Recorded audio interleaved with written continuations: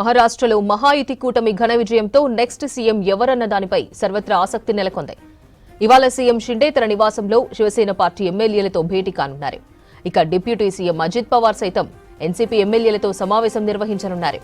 Maharashtra CM BJP నేత దేవేంద్ర ఫడ్నవీస్ అవుతారన్న వార్తలు వస్తున్న టైంలో ఇవాళ షిండే, అజిత్ పవార్లు తమ ఎమ్మెల్యేలతో భేటీ కానుండడం ఆసక్తిగా మారింది.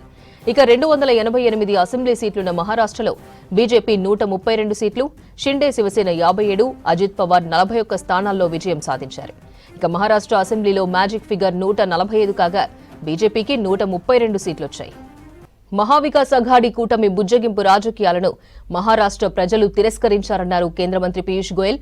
బీజేపీ గెలుపుతో 2047 వికసిత్ భారత్ లక్ష్య సాధన మరింత వేగంగా జరుగుతుందన్నారు.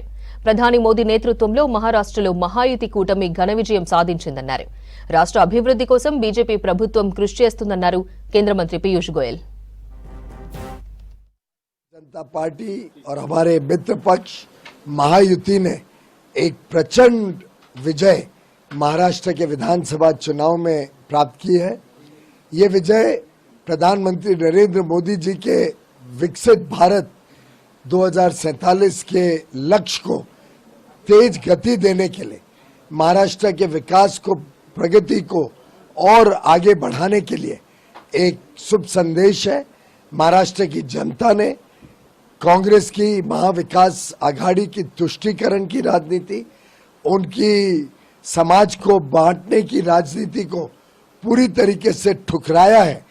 और जो अच्छा काम मोदी जी ने केंद्र में, महाराष्ट्र में 5 साल के लिए देवेंद्र फडणवीस जी ने, और अब 2.5 साल से एकनाथ शिंदे जी, देवेंद्र फडणवीस जी और अजीत दादा पवार के नेतृत्व में महायुति ने जिस प्रकार से महाराष्ट्र की विकास यात्रा को फिर एक बार पटड़ी पर लाने का काम किया, इसके सम्मान में इतनी प्रचंड विजय देकर महाराष्ट्र की जनता ने महाराष्ट्र और पूरे देश और दुनिया को एक संदेशा दिया है कि मोदी जी के साथ पूरा देश खड़ा है। मोदी जी के नेतृत्व में भारत आगे बढ़ रहा है और मोदी जी आगे भारत को विकसित भारत 2047 तक बनाने के हमारे लक्ष्य को प्राप्त करके ही रहेंगे।